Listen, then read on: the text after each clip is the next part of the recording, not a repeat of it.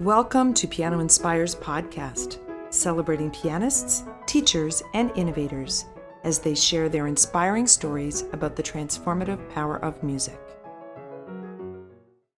Hello, I'm Craig Sale, Senior Editor with Piano Magazine and Director of Online Courses for the Francis Clark Center. And it gives me great pleasure to have the opportunity to have a conversation today with Leah Claiborne.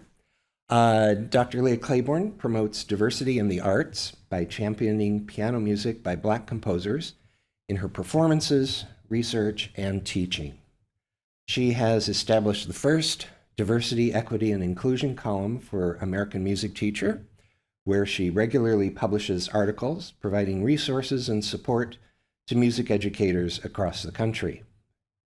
Some recent recognitions include the Stecker and Horowitz Power of Innovation Award, Yamaha's 40 Under 40 Most Influential Music Educators in America, and the Emerging Artist Alumni Award presented by the University of Michigan School of Music, Theater, and Dance.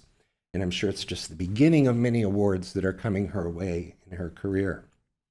Dr. Claiborne serves as Director of Diversity, Equity, and Inclusion for the Francis Clark Center, and also serves as co-chair of the DEI track for NCKP, the Piano Conference. She recently released a 2-volume publication for elementary and intermediate level students called Expanding the Repertoire, Piano Music of Black Composers, published by Hal Leonard. She is the coordinator of keyboard studies at the University of the District of Columbia and also teaches history of African American music. So, welcome, Leah. Thank you so much. I'm excited for this. This is a wonderful opportunity. I've been looking forward to it. As I mentioned, your work has been, I was going to say extensive, but it's just impactful. And in recent years. And what I'm hoping we'll get to talk about a bit today is how this impact that you're actually at the beginning of having in our career, how that grew out of your experience from childhood through college and on. So let's start at the beginning. Okay, let's do it. With music and the piano in your childhood. How did that all get started for you? Yeah, so I like to think about my Sunday mornings. Can I describe Sunday mornings for you? So my Sunday mornings, I would get dressed up. My mom would take my sister and I to church. And my favorite part of church was, one, getting dressed up. So I love getting dressed up. Getting dressed up, going to church, and I would find a woman, she was the woman of the church, where the children would say a Bible verse. And if you said it correctly, you got food. And then I would take the food into the sanctuary, which you really weren't supposed to do. And she was also the pianist. So I would try to sit as close to her, or at least as close to wherever the piano or the organ was going to be. And I just loved kind of sitting back and eating my prize and watching this woman bring this community together at the keyboard. And then when we went back home, when we would pull up to the driveway, the music in the house was blasting. And this was not typical. This is not typical. But it was my dad listening to jazz music. He would have his record player and he would just be listening to music. Now looking back, I really feel like that was my dad's sanctuary in a way, right? Sure. We went off to church and he created probably like these 4 hours of solitude for himself.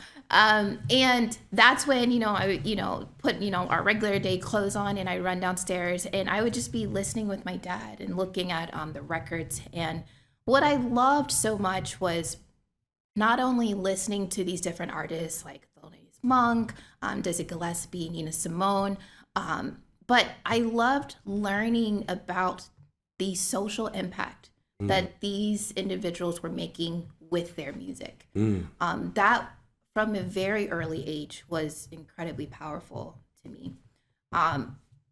moving forward a little bit, I wanted to play piano because my sister was playing piano. I was a little one, so I was like, whatever Tiffany's doing, I want to do it too. Right. So that's how it all started. My dad really wanted to make sure we started off with classical music. My dad has a really great ear, a jazz player. Started reading later in life, so he wanted us to have a good foundation of like technique and theory, and so he found us a really beautiful teacher. Who ended up in many ways becoming like my godmother. She was just incredibly close to our family. So that's is that good for like the starting point? I That's think where my starting point great, was. the starting point. So then your early piano instruction then, how did that fit? I mean, obviously it worked for you because it was your foundation, right, at the piano. How did that fit with that musical experience that you were just describing about the church and jazz? Did it feel like something separate from that, or did it connect? You know, it really did feel separate. I didn't think about that. It did feel separate for a very long time, because couple reasons. So my first piano teacher name was Carol Krewalt, and she was this. At the time, I thought she was really, really tall, but that's the Right. the mindset. But imagine like this 5-year-old, and then looking at this towering, blonde-haired, blue-eyed white woman from Texas. And my first lesson, she picked me up. And she looked at me and she said, "Oh my, you're just the most beautiful thing I've ever seen." And that was just our starting point. There was so much love and support there. It was also very structured. The technique was, for a certain amount of time. Theory was a certain amount of time. Repertoire was a certain amount of time. So it was it was a pattern and a regimen, but I grew to really appreciate that. But it was still the diet, if you will, of the classics, Bach, Mozart, Beethoven. Really, really enjoyed that. But that was separate from the reason why I wanted to start piano in the first place, which was these jazz artists that were changing the world with their music. It really wasn't until I got into undergrad. Maybe even the beginning points of auditioning for undergrad that I started to think about, gosh, what am I doing in this place, in this field, right? I mean, what does someone who looks like me, what do I have to say, or what are people thinking I have to say that makes me feel like I belong in this space? Yeah. I remember hearing you tell a story. And I'll just prompt you to tell it again, because it impacted me a great deal in terms of looking at our profession and what we provide students, and how, for myself, that's always come from a very white perspective. Anyway, and the story is about when you and your sister went to a piano competition. So could you tell that story? Would you be able to tell that? Yeah, absolutely. So I want to tell that story. I want to tell one other. It's very similar, but at different stages, and I think it's important. So, my sister and I, we actually started kind of like as this duet and duo team. Again, whatever Tiffany's doing, let me do it too. And honestly, my favorite part of that was dressing up again, like finding matching outfits, and going to competitions, doing these duets with her. And there's one, actually, I think this was our first, I know it was our first, it was my first competition, which I was really glad to be doing it alongside her. She was older, 4 years older, so she had been doing it a bit more. And I really wanted, I wouldn't say I wasn't confident, but I'm glad that my first experience with entering competition was with her. So we did, actually, maybe I don't say the organization, I'll just say the competition. Okay, I will do we did this competition, very well-known organization. And we really were the best ones, without a doubt. It was just the level of playing was so drastically different. Okay. And I remember sitting back and listening to everyone. I'll also say I'm very good at sitting back and listening and observing. Yes. I recognize that like within my own personality. And I was kind of evaluating and calculating, and that was kind of my first time where I was like, hey, I think we have something here. Like, this is feeling good, right? So, everyone finishes the competition, everyone's performing, and the judge comes out and congratulates everyone, and she starts giving out the awards.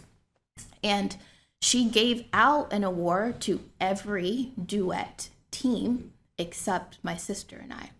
We were the only ones who were not recognized. So she had like 3 first places, 4 second places, goodness. 5 third places, maybe like 7 honorable mentions.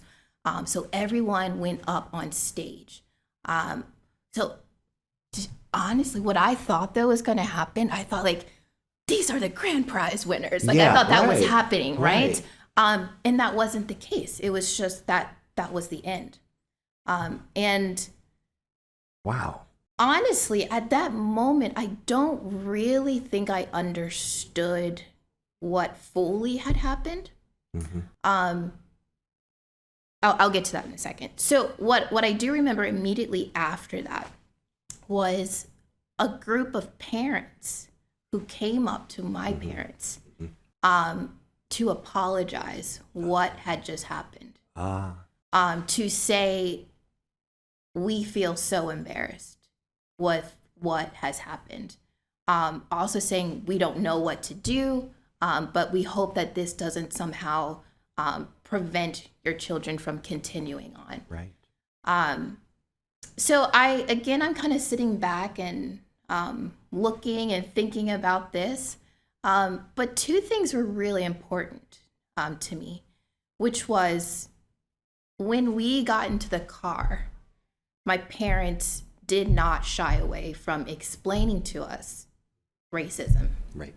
So in many ways, my first experience with racism was through this field of piano. Yeah.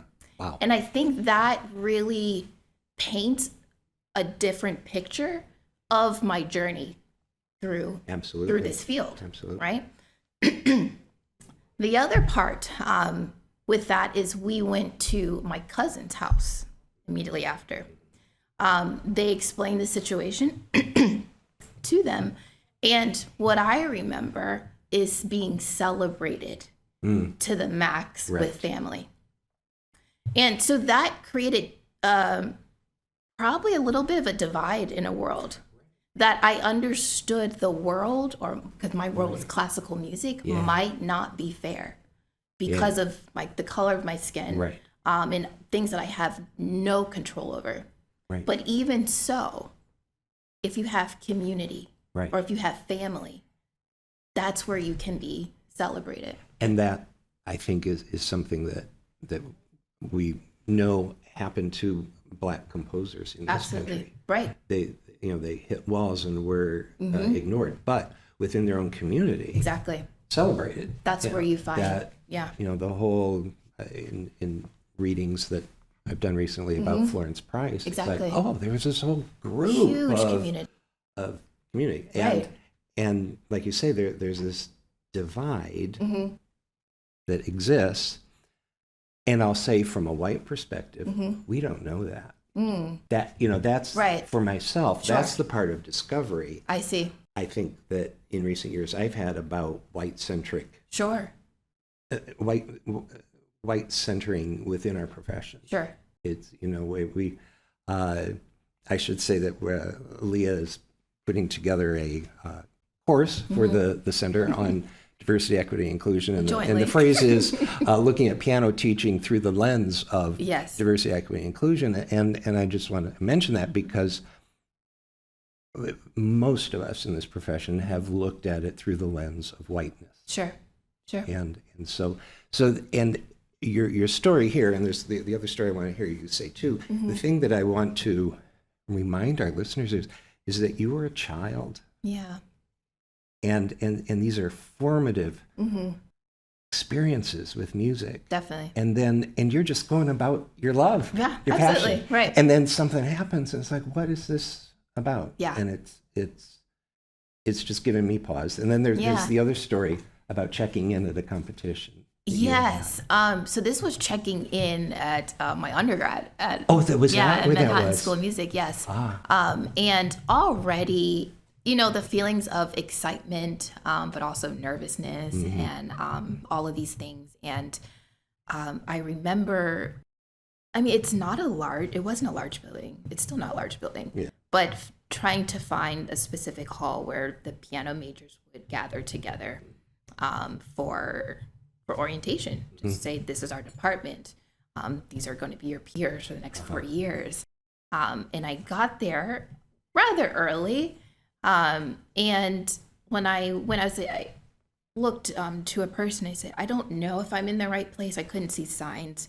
But I said, I'm looking for the piano gathering. I don't even think I used orientation. Yeah. And the response to me was, oh, this is not the jazz department, and proceeded to tell me where I could find that, which was happening at the same time, the orientation. But that first, They didn't say that to white students. I don't think so, right? I I don't think so. doubt that. I don't think Right. that was the first thing. And I have to say this too, because I think it talks about how I was prepared for these moments. That although that was that gut punch, right? So what do you do once you walk in at this space, right? Right. To say this is your first day or orientation for piano. And I remember something my mom always told me, which she often would tell me about churches or schools, that if you ever feel that you don't belong in a place, sit up front. Because then you don't get to see anything behind you. You're there for a reason. You're there for a purpose. So get the information that you came there to get. So I remember that moment. I said, you know what? I'm sitting up front today. And I just decided to continue with that, to just sit up front. You deserve to be there. I'm not thinking about what's happening behind me. I'm here for this information. So those were two, actually not just two, but those were pivotal points from early childhood. And then also when I'm saying to myself, this is something I really want to pursue. Those were definitely moments that impacted me. Yeah. The second story, when I first heard you tell it, when I looked at it from the viewpoint of, obviously from your reaction to it, but I was thinking about the person who checked you in, and the system that we've created that made it so that their assumption would be that you were there for the jazz, right? And that really was the thing that really struck me to the core and made me really look at how do we as teachers change that so that music really is for everyone. Yeah, absolutely. And one of the things then, of course, because you exposed me to lots of wonderful music by Black composers when she did our course on music by Black composers, was to look at that repertoire. And at that time in my career, I wasn't teaching full time anymore, but I was thinking about doing a program, and so it's like, okay, this is when I'm going to do that, because it's so important for just audiences to change their understanding of who's involved in music. Yeah. And so anyway, and I should also say that if I had been teaching children at the time, I know it would have impacted the material I gave to my students too. Right. So anyway, let's move now into, you go to college. I go to college, yes. And of course, there's that fabulous repertoire by Western European composers that we love and adore. When did you realize or discover there was something else So I didn't realize until I got to grad school. Wow. Right. And when I say that, I realized for a really long time, there's a lot of shame with that recognition that I wasn't, it's not just that I wasn't exposed to the music by Black composers or diverse composers in general. Right. It's the fact that it wasn't on my radar to think about that. And that's the part where I had shame associated to it. That's interesting, because I view it as the institution. Sure. That it's their shame. I'm a product of it. You're a product of right? it. But I totally understand what you're saying. Why wouldn't I know about right. that?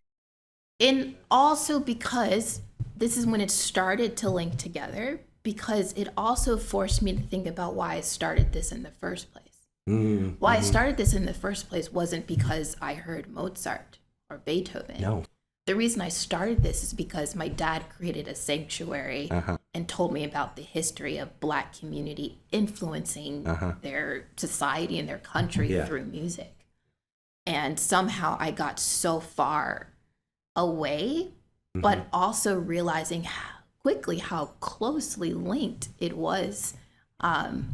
So when I went to grad school at University of Michigan, my pedagogy teacher, I didn't even know this for the longest time. Even he was my teacher, but he had his teacher was Arthur Cunningham, really fantastic Black composer. And we had a project, I think it was leveling music. Now I can't remember what the actual project was. But he had asked me if I had performed any music by Black composers or just kind of like regular conversation, innocent conversation. But my answer was just no. I mean, I couldn't even say Florence Price probably at the time. So that was a moment that I needed to sit with for a while.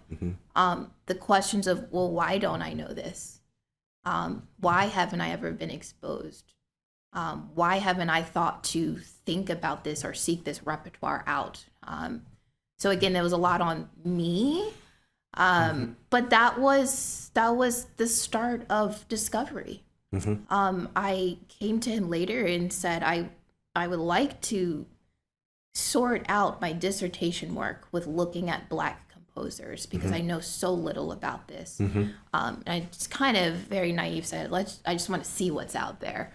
And then I quickly realized that I can't make a dissertation on Black piano music by Black composers. It was too much. Yeah.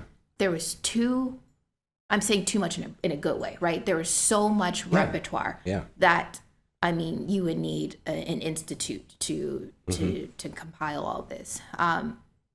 So what I wanted to do, I knew that my strengths, as I'm journeying through, was leveling. I really enjoyed understanding, looking at a student quickly, looking at their musical and technical abilities, and figuring out repertoire choices. I was really geeking out in that area. So I thought to myself, that's going to be fun for me to do. So how can I do that with Black composers?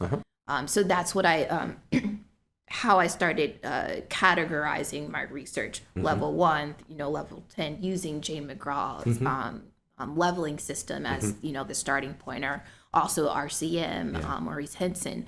So using these tried and true leveling systems that all teachers know, and looking at how Black composers, how their music can fit alongside that same leveling system. Yeah. I'm curious, this just popped in my head. I'm wondering, at that time of discovery, of initially looking at this music, who were the bright, shining star composers that you went, oh my gosh? Yeah, I would, first off, always Irene Britton Smith. Irene Britton Smith, also Blanche K. Thomas. These are names.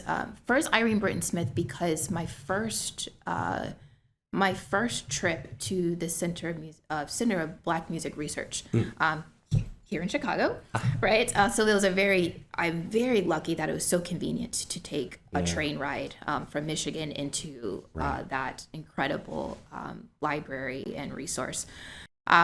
but very naive. Remember, first time ever Yeah. being in an archival library. Right.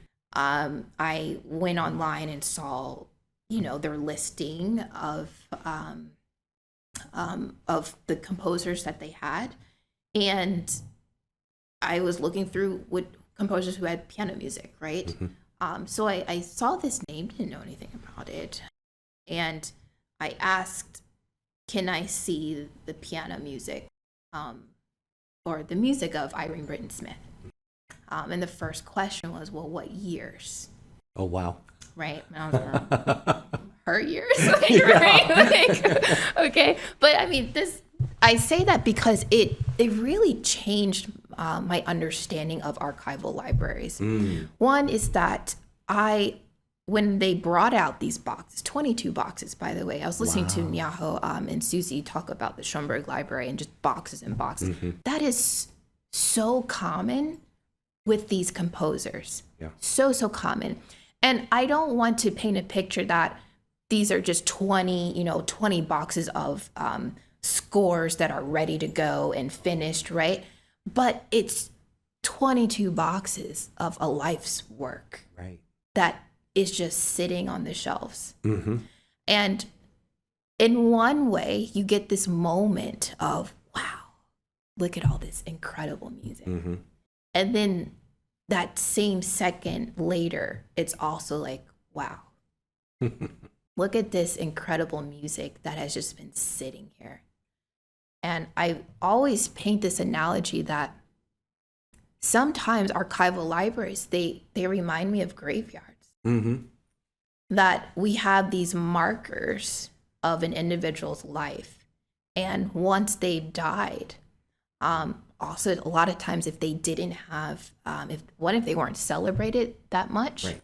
or if they didn't have any offspring or family members who were aware or knew what to do to take on the task of having the rights of their estates, so many, once they die, their music has died with them, and they're just staying in these libraries. So the story of Irene Britton Smith, I think her piano music is absolutely wonderful. And she was, maybe I kind of like fantasize about it a little bit, but she was like my driving force. Like, how many other Irene Britton Smiths are out there? Right. And then also Blanche K. Thomas, because again, it's always the story behind these composers that I love the most. And Blanche K. Thomas, one of the first Black women to have a degree at Juilliard for both composition and piano. Oh my goodness. And she wanted to take African American folk melodies like the spiritual, and she did create an institution in Harlem for Black youth. So she's taking her own research and her own compositions and giving it to Black youth. And promoting it for the next generation. Wow. And that's something that really impacted me. I was already doing that, didn't realize I was doing that at Michigan. But to hear her story was really, really beautiful. So for me, the discovery, there's one aspect of the discovery of this music, but it's also this discovery of the storylines that aligned so much with what I was living and experiencing. Exactly. Yeah. Which actually, what we were just mentioning about the school in Harlem brings up something that I wanted to talk to you about, because I know that while you were a graduate student at U of M, you created the Our Own Thing piano program along with Dr. Willis Patterson. And I think it's another wonderful aspect of the impact that you seek to have. I mean, there's diversity in repertoire and understanding that, but there's also equity. Yeah. And so I was wondering if you could talk about that, because it's a great example of equitable practice. And my understanding, it was you came up, you thought about this, and you went to John Ellis and said, I want to do this. Yeah. So, just kind of briefly describe why and what it was that you started, so that we have, because I think it's a great example of looking at what we do a different way. Sure. And how to be more equitable and inclusive in Yeah. our work. Well, I first want to say I did not even know the term equitable practices when doing any of this. I didn't know most of these terms. I often think now about what did Leah need at different stages Sure. of my life, Right. right? What did Leah need as a 5-year-old? Mm-hmm. Leah how beautiful would it have been that I wasn't the only Black person in my studio. Right. That when I went to competitions, I saw another body of Black individuals on stage, right?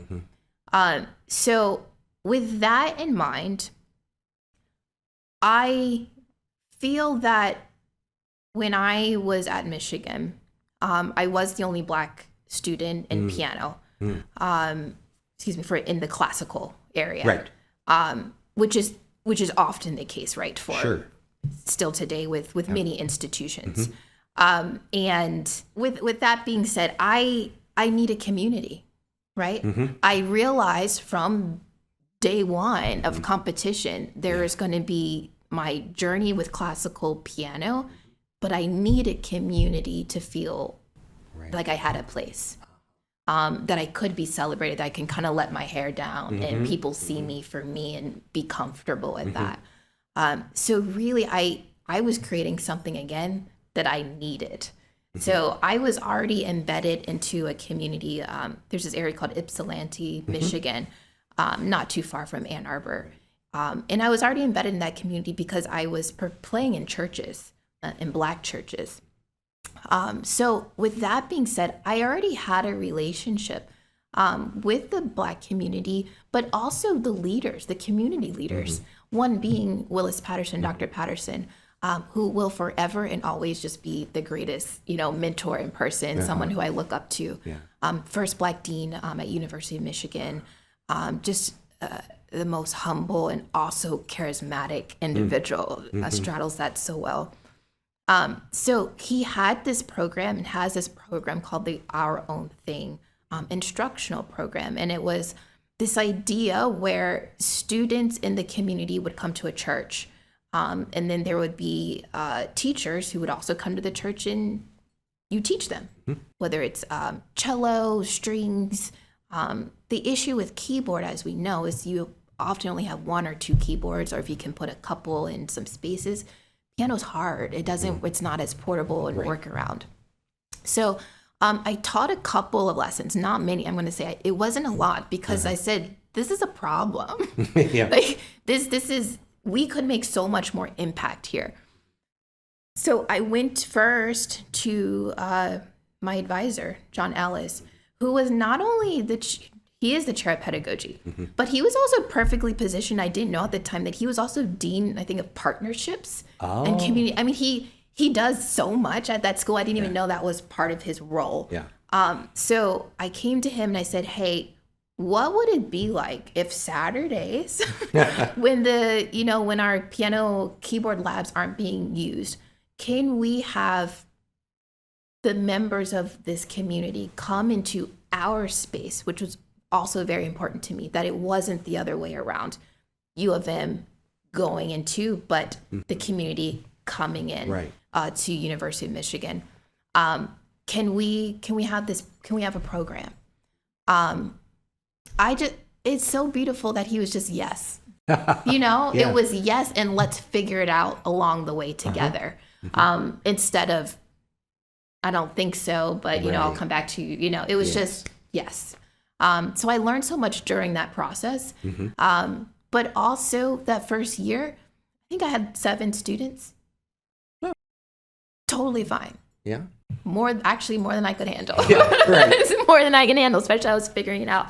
And then every year after that, it started growing and started growing and started growing to the point we needed more teachers.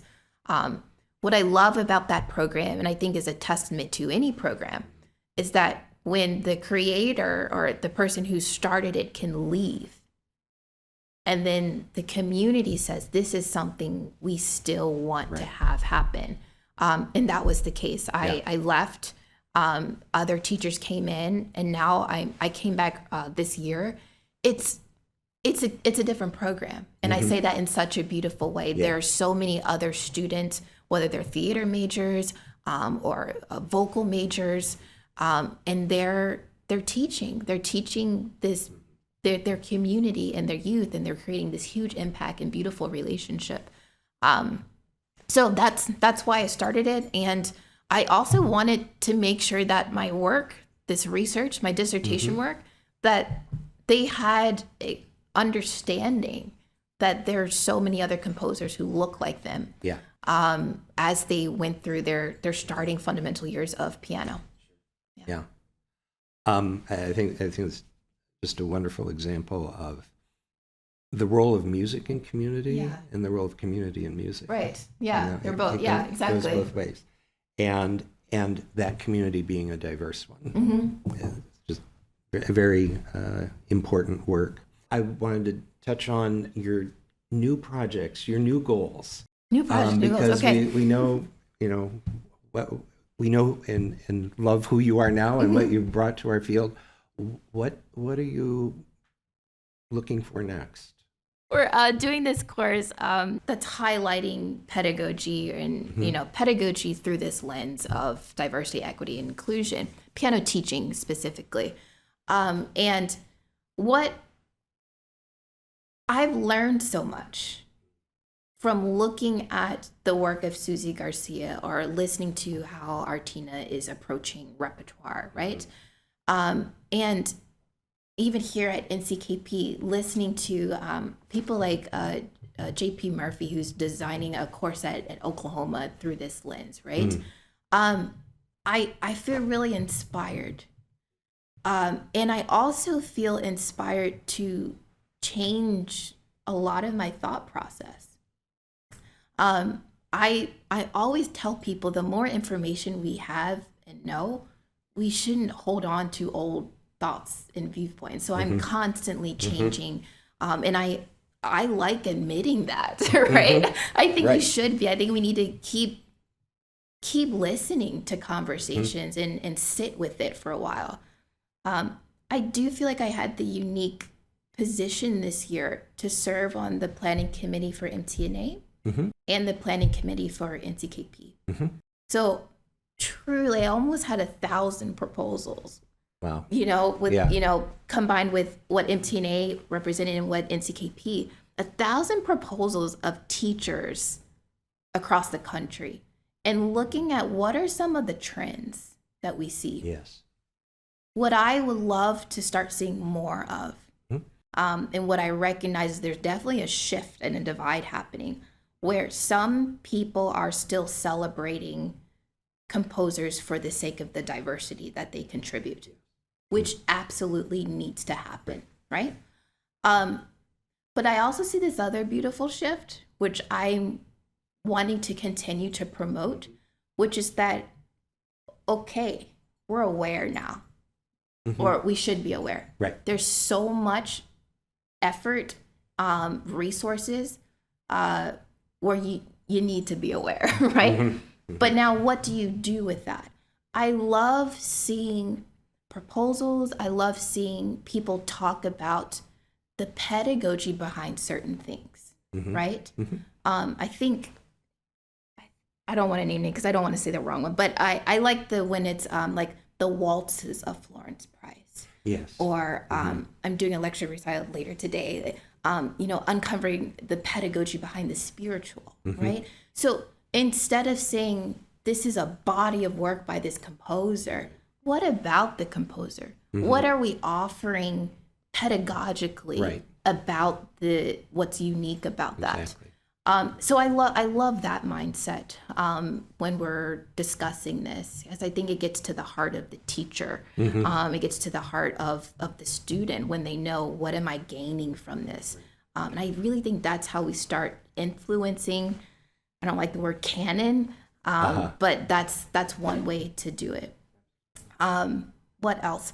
I also just personally, I had a year where I had to say no to a lot of things. And then I had a year this year where I said yes. do a lot of things. So with both of those, like the pendulum went this way and then it went this way. And I think I'm entering into this next academic year with sorting through. So I don't have a concrete answer right now. Not to say I don't already have lots lined up that I'm saying, but I think it's a unique position to do what I love, which is to sit back and process. Right. And sit back and process doesn't mean I'm inactive, but it allows me to figure out where I'm aligning, where I'm aligning things. Clearly, you're not static.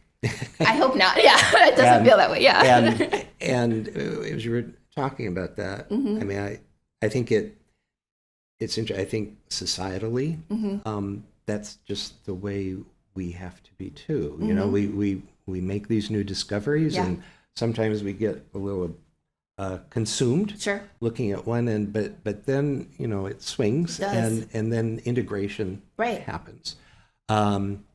But I thought I remembered. Actually, it was at Francis Clark's memorial service when Richard Chronister was talking, and he said many of us might be inclined to think, what would Francis do? And he said the fact is, she never did the same thing every year. It always changed. I love that. And I think it's that. I love that. It's that kind of outlook on our work, where you're constantly reevaluating, reformulating. Yeah. So I totally understand you. You're gonna make me get emotional, but I think that's how it should be. Yeah. And I think if it's done right, things take time. Oh yeah. Things take time, and I think we live in a society where if you're busy, you're worthy. And I try to not get to that, right? I want to make sure that what I'm doing is intentional and that there's meaning behind it. Exactly. And I'm not always going to be ready for what my next thing is until I've sat back and kind of did an evaluation process. Right. Or I sit back and I listen to my elders or people with more wisdom. Or, like there has to be moments of pause and evaluation before you take the next step. Right. So I'm celebrating, but I do feel I'm in a season of evaluating and taking a pause to see how I'm proceeding forward. Right. Well, we ask every one of our guests the same question here, and that is, how does piano inspire you? Ooh. Piano has allowed me to find my voice. To find my voice and to feel comfortable with whatever that voice is. And it's a voice that's as we say, it's constantly changing. And as I change, the confidence to feel okay with that. So it's a space that I like to create as a teacher, right? That I'm always giving my students tools and resources to identify who they are, to find their voice, and then say, you have something so special that no one else can say. Right. So finding my voice and making sure I'm always doing that for the next generation inspires me to be me, the full me. Well, thank you for inspiring this profession. Thank you. Thank you, Craig. It's wonderful to have this time with you and to get to know just more about the trajectory of your life, which is not a very long life yet. So there's sometimes I feel real old. Well, yeah. I woke up today, yawned. I was like, I can't move. Yeah, but no, thank you. I think it's just it's impactful work that you've done, and what I found today is it's a very inspiring story. Thank you. Thank you. Thanks so much, Craig. The Francis Clark Center is a not-for-profit educational organization that serves the advancement of piano teaching, learning, and performing. Divisions include Piano Magazine, PianoInspires Kids, Journal for Piano Research, National Conference on Keyboard Pedagogy, the New School for Music Study, Piano Education Press, International Online Teacher Education, and PianoInspires Online Community Hub. Please visit us at pianoinspires.com to learn more about our impactful work and inspiring community.